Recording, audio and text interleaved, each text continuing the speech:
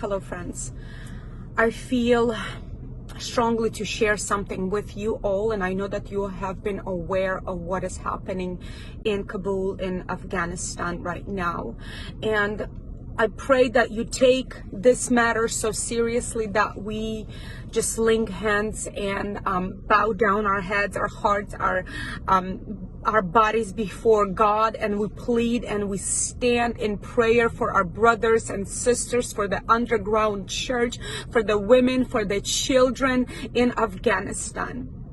Last night we were in connection with one family that are currently there in Afghanistan, and the wife clearly said, my husband, nor myself, nor my children, my older children, will deny Christ. We are ready because they are coming for us.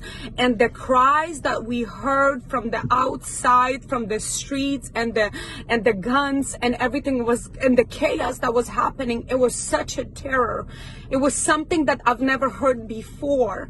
And my heart was just pounding as we were on the phone, and they were pleading for their lives. They were pleading for help. And of course we said, what can we help you with? And they said, I kid you not, we could feel the prayers. We could feel the church praying because the boldness is arising and our faith is arising, and we are ready to face what is coming. And we were praying. It was about 40 of us from 9 o'clock to 9:45.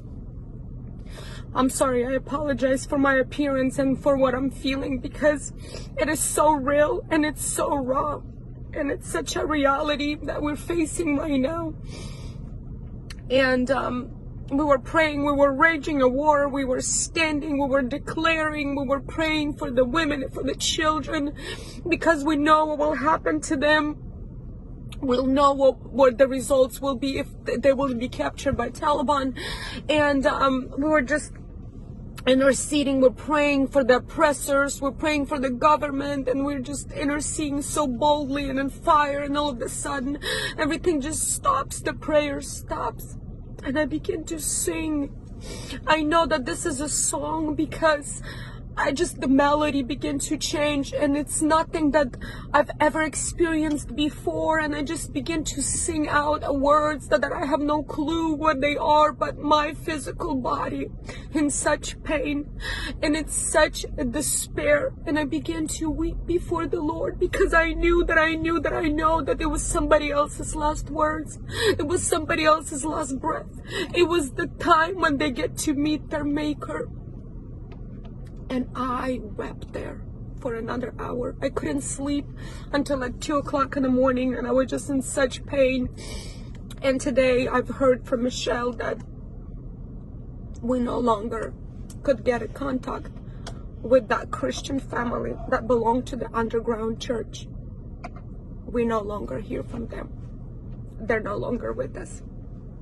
I urge each one of you who hear this message, this is only one story, but it's all over the internet, so you cannot say that I've never heard that. There's one duty that we could do as believers, is stand with them and pray with them and intercede with them. Just link our hands. One thing that really stood out to me last night, as she was holding her toddler, and I think he was about 4 years old, and there was a little girl about 6 years old. She goes like, they cannot make their decisions for themselves. But clearly our older kids said, no, we will not deny Christ. But she goes like, I cannot leave my children to the Taliban. I know what will happen to them. I know what will happen to them. And the fear and the pain in the mother's eyes. I'm calling on all the mothers. Raise up your voices. Raise up your voices right now and plead with us and pray with us and intercede with us, because we know that our brothers and sisters in Afghanistan, they need us.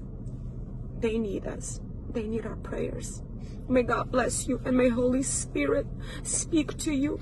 Do not be silent. Do not be silent, and go on with your business. Go on with your life, with your pretty life. When you have roof over your head, when you have food on the table, when there's no war and no bullets flying. Do not be silent. God bless you.